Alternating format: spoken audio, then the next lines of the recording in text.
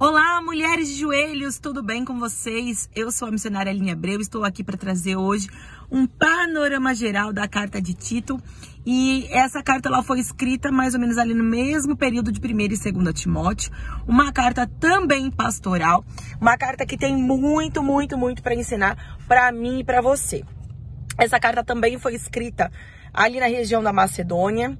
Ela também, no mesmo, a datação dela é parecida também ali no mesmo período de 64 depois de Cristo, na 4ª viagem missionária de Paulo. Ele estava ali num período entre a 1ª e a 2ª prisão que ele sofreu ali em Roma. E a palavra-chave que essa carta, essa epístola traz para nós é ordem, né? A expressão-chave é boas obras, né? Se na primeira carta ali de Timóteo, ele estava falando algo muito legal. Ele estava falando para nós sobre a proteção que nós devemos ter. Nós devemos proteger a palavra, proteger aquilo que nós devemos ser como cristãos. Nesta segunda de Timóteo, ele fala sobre proclamação, como devemos proclamá-lo. Aqui em Tito, ele vai falar sobre práticas, sobre praticar o evangelho, sobre essa boa obra que nós devemos fazer porque somos cristãos. Nós não devemos fazer boas obras para sermos salvos, mas porque somos salvos é que fazemos boas obras. E é aqui o que ele está escrevendo para Tito, né? É o que ele está escrevendo e ensinando nesta epístola pastoral aqui.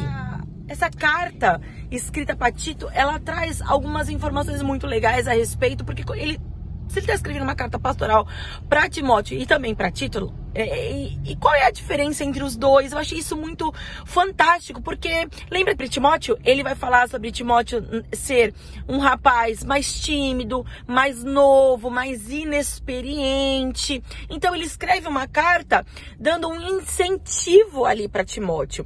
Mas quando ele vai falar com Tito, ele fala de uma maneira um pouco diferente. Então nós podemos ver que Tito também era diferente de Timóteo. Tito, ele era um homem mais experiente. Tito, ele tinha um ânimo mais duro, ele não era um ânimo mais tranquilo como o de Timóteo, né? Timóteo, ele tinha uma personalidade mais tranquila. Ele precisava de um pouco mais de incentivo. Tito não.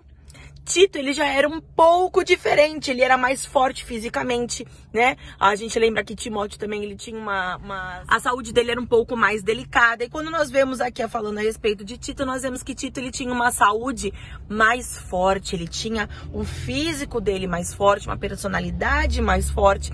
E eu acho isso muito interessante, porque às vezes nós achamos que Deus só usa mulheres e homens como Tito, fortes, não só de saúde, mas fortes em personalidade. E aqui nós vemos Deus usando os dois brilhantemente. Homens que cuidaram de igrejas difíceis, igreja de Éfeso, né? Igreja de Corinto, aqui Tito cuidando da região ali de Creta, dali de Creta. Gente, eram regiões muito difíceis, né? A palavra diz que esse povo aqui, de Creta, eles eram conhecidos por serem glutões. Eles tinham, não só glutões, mas eles tinham práticas muito erradas. Eles eram um povo conhecido por não serem equilibrados, por não serem de doutrina sã, sabe?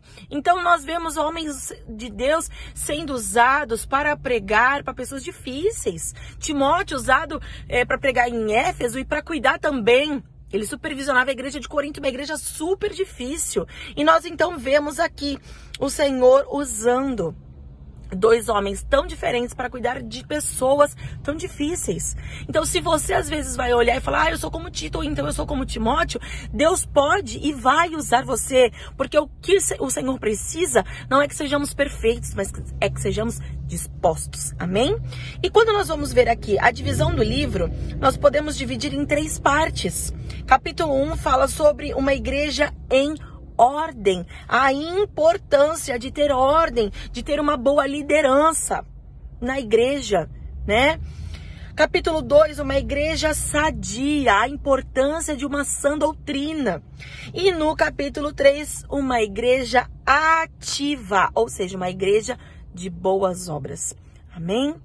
Eu creio em nome de Jesus que essa palavra falou ao seu coração e que essa palavra vai continuar falando ao seu coração através dos estudos de capítulos. Em nome de Jesus, Deus abençoe a sua vida e até o nosso próximo vídeo.